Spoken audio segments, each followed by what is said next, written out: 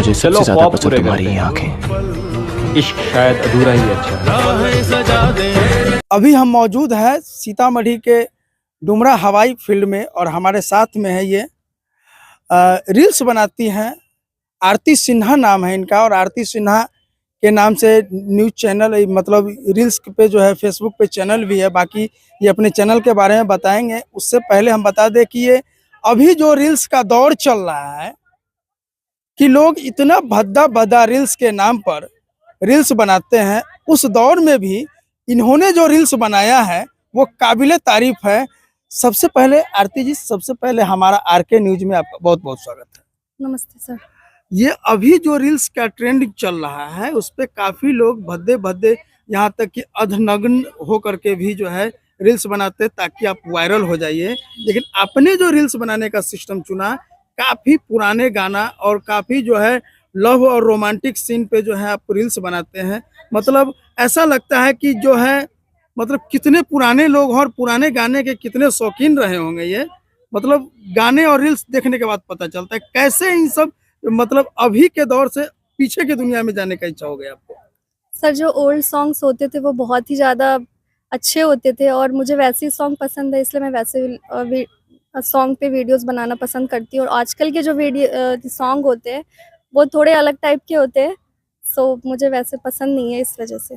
मतलब भोजपुरी सॉन्ग जो है, भोजपुरी गाना जो है आपको पसंद नहीं है कहा जाए तो? नो सर, भोजपुरी नहीं, लाइक जो आजकल के जो न्यू सॉन्ग सारे बॉलीवुड के वैसे टाइप के। बॉलीवुड में भी हाँ जी। मतलब ओल्ड सॉन्ग ही ज्यादा आपको पसंद आता Yes, है। sir. उसमें भी जो है लव और रोमांटिक जो बेवफाई वाला हो गया, सैड सॉन्ग हो गया, वो सब टाइप को ज्यादा आप पसंद करते हैं। यस सर, मुझे रोमांटिक सॉन्ग बहुत पसंद है, लव से रिलेटेड। यस। मतलब क्या वजह रहा, इसके पीछे भी कोई कारण है या फिर ऐसे ही?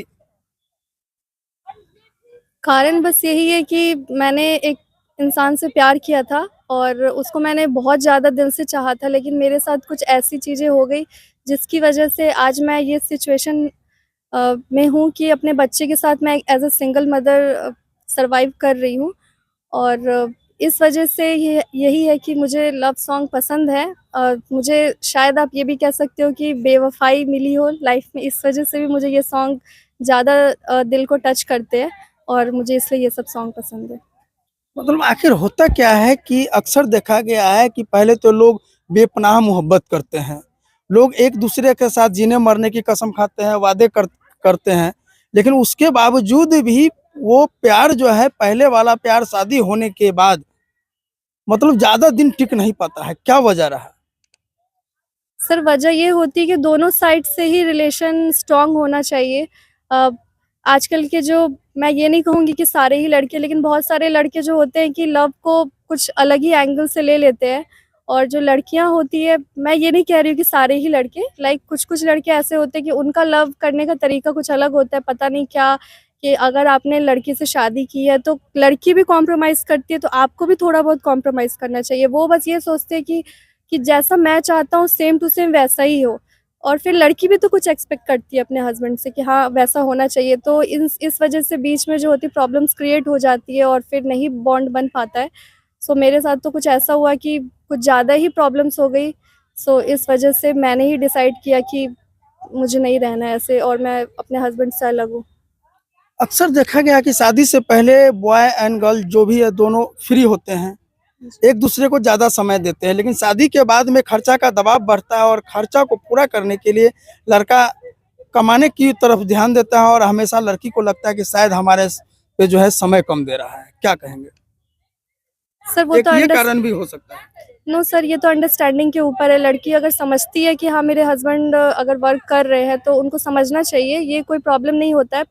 प्रॉब्लम यहाँ पे होती है कि एक जो होता है कि आपके पास जो थोड़ा सा टाइम है, उस टाइम को भी आप अच्छे से दो अपनी वाइफ को, तो समझ में आता है। अब थोड़ा सा आपके पास टाइम है, उस टाइम को भी अच्छे से नहीं दे रहे हो, तो फिर यहाँ पे एक शक भी हो जाता है दिमाग में कि शायद हो सकता है कुछ और बात हो जिसकी वजह से मेरे हस्बैंड मुझे टाइम नहीं दे पा रहे हैं।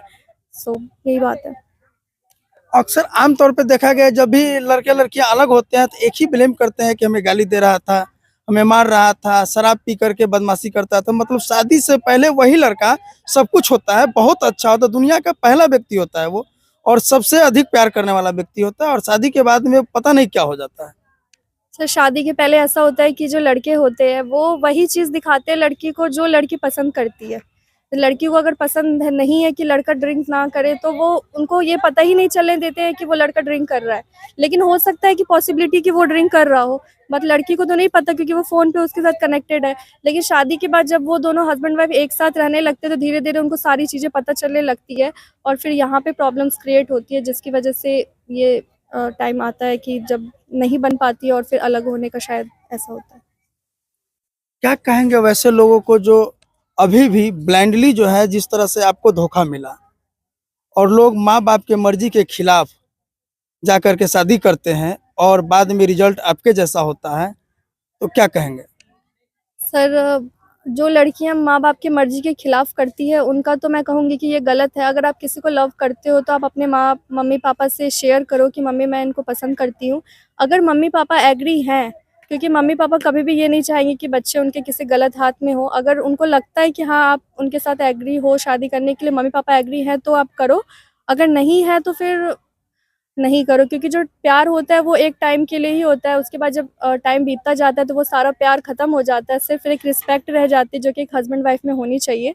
और वही रिस्पेक्ट जाके आगे जाके एक लंबा लॉन्ग रिलेशनशिप जो होता है उसमें कन्वर्ट होता है। लेकिन जो मेरी जो स्टोरी है, मैंने भाग के या फिर अपने मम्मी पापा के खिलाफ जाके शादी नहीं की थी। मैंने शादी की थी, लव मैरिज ही थी, बट अपने मम्मी पापा की मर्जी से की थी। मम्मी भी एग्री थी, पापा भी एग्री थे। आप ये कह सकते हो लव विद अरेंज मैरिज। तो मेरा ऐसा था, लेकिन बहुत सारी चीज़ें ऐसी थी कि जो मुझे नहीं पता थी, जो शादी के बाद पता चली, और इस वजह से आज ये टाइम है शायद।